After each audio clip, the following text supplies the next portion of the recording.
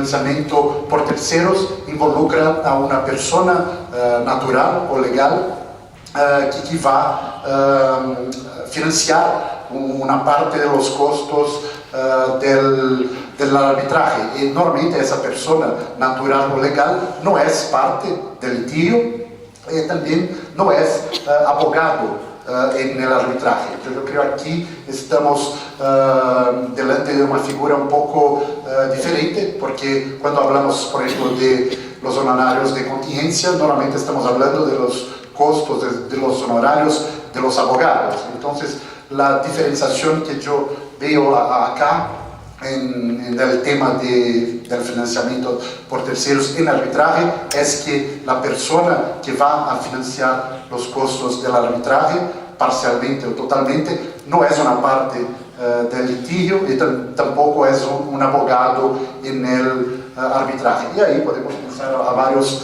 tipos de financiamiento, y ahí cada caso va a ser discutido de manera particular con la persona que necesita el financiamiento. Y como muy bien dicho por Fernando, el tema de financiamiento es interesante porque muchas veces puede ser utilizado por la gente que no tiene los medios financieros para pagar un litigio, pero también hay otros casos que simplemente la empresa no quiere seguir con los riesgos del litigio. Entonces muchas veces hay empresas multinacionales muy grandes e importantes que tienen el dinero para seguir el litigio, pero quieren todavía compartir un poco el riesgo. Entonces con eso termino un poco mis comentarios iniciales. Gracias. Renato, una pequeña pregunta, si me puedes decir en 2 palabras, porque decís que para vos el elemento distintivo entonces, o uno de ellos parecería ser que quien financia no es parte de la disputa, por eso no aplicaría al honorario de contingencia.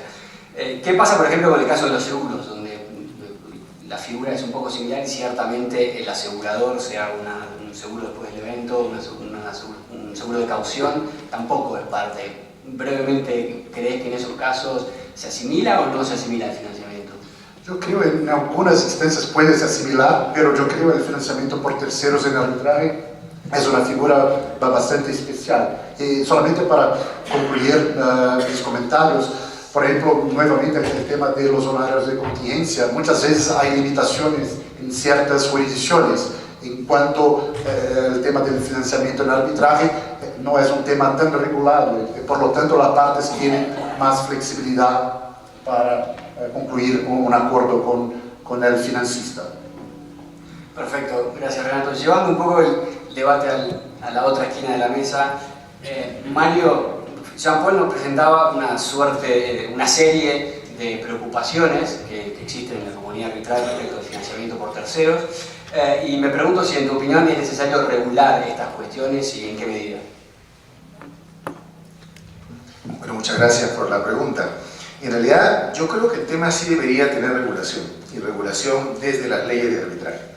Porque mientras menos regulación haya, más fácil será evadir precisamente estos deberes de transparencia y revelación que deberían tener las partes, ¿no? Generalmente los deberes de transparencia y revelación han estado en el arbitraje centrados en los árbitros, pero un tema como este, por ejemplo, nos dice que ya en tiempos modernos esos deberes de revelación no solo están centrados en los árbitros, porque acá se produce una ecuación muy simple, ¿no? Es decir, los árbitros pueden revelar aquello que conocen, pero los árbitros no pueden revelar aquello que no conocen. De tal manera que si el proceso se inicia y continúa y termina ocultando este tipo de temas que son muy importantes, y ahora voy a referirme a algunas cosas muy puntuales y rápidas, entonces podrá terminar el proceso sin que los árbitros hayan, no digo revelado, hayan podido siquiera conocer aquello que era fundamental de revelar. ¿Y cuáles serían las consecuencias de eso? Eso ya lo conversaremos después. Anulación, daños y perjuicios, no lo sé. Ahora, en ese sentido, yo creo que debería regularse en las leyes de arbitraje, porque son los instrumentos más fuertes a aplicar para poder evitar evadir cualquier subterfugio, sea reglamentario, sea de carácter contractual o sea de carácter confidencial en relación al tema. Ahora, y ¿Y esto por qué? Porque no siempre estos convenios de financiamiento revisten, como se ha dicho, el mismo formato o contenido. Podrían ser convenios de financiamiento que revistan 1000 formas legales y además no solo directos y causados, sino también podrían ser indirectos e incausados, con lo cual eso evitaría la obligación de revelar. Yo creo que no, se tendría que revelar de todas maneras. Ahora, precisamente para evitar ese disfraz de los mecanismos de financiamiento, por todo lo que continúa. Ahora, eso lleva de la mano la necesidad de revelar no solo la empresa que financia, sino los principales accionistas o el grupo económico del que forma parte, porque de lo contrario podríamos estar ante una empresa insignificante en términos del mercado donde se esté desarrollando el arbitraje, pero que tenga en la práctica grandes ramificaciones por la composición accionaria, sea en materia de personas naturales o de personas jurídicas, que haga que los árbitros tuvieran en verdad que revelar cientos de páginas de hechos de conocimiento para las partes. ¿Qué cosas se debe revelar? Yo creo que hay que revelar en materia de financiamiento todo. Y las leyes, y ahí yo tengo una clara convicción, las leyes deberían regular, las leyes de arbitraje, para que se deba revelar todo lo que se tenga que revelar. ¿Por qué? Porque uno de los mayores problemas que hay, no digo en esta materia, en general en los arbitrajes, es cuando el tribunal se encuentra frente a una parte que legítimamente esgrime para no revelar una determinada información un convenio de confidencialidad con un tercero. Y ahí el tribunal empieza a tener problemas porque precisamente habrá un tercero que no está bajo la jurisdicción del tribunal. Entonces, si la ley no establece la prevalencia de ese deber de revelación de la parte al tribunal y a su contraparte por sobre cualquier otro deber de confidencialidad celebrado bajo el amparo de cualquier otra legislación que no sea aquella donde se va, aquella ley de fondo o de forma, en todo caso habría que ver eso, estudiarlo, que se va a seguir el arbitraje, prácticamente esto podría ser letra muerta.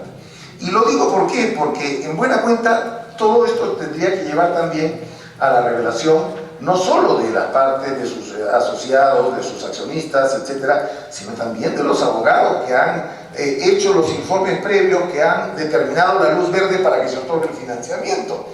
Estos abogados no necesariamente van a ser pagados solamente por los informes, de repente también tienen una cuota litis. Entonces, es un tema tan complejo que en esta materia y en el siglo XXI donde estamos, yo prefiero que exista este deber establecido en las leyes y reglamentos de la manera más clara posible y sin ninguna timidez al respecto. Muchas gracias, Mario. Creo que quedó claro que su postura es que hay que regular. Para completar la ronda sobre este tema, te pregunto, Cecilia, ¿cuál es tu opinión al respecto? En caso de que haya que regular, ¿cuál es para vos la mejor forma de hacerlo? Mario adelantaba hacerlo a través de reglamentos y quizás legislación. ¿Cuál es tu opinión al respecto? Gracias. Gracias, Ezequiel. Gracias, Jean Paul, por tan buena presentación. Estricta en los 20 minutos. Increíble. Yo, con ánimo de debatir y no porque tenga una postura totalmente definida, creo que difiero un tanto de Mario. Me parece que no estamos en el momento de una regulación a nivel leyes. Me parece que estamos ante una figura de un desarrollo inevitable, pero todavía muy polémica. ¿Cuáles son los aspectos del financiamiento por terceros que plantean tanta polémica? Me parece que se relacionan con lo siguiente. El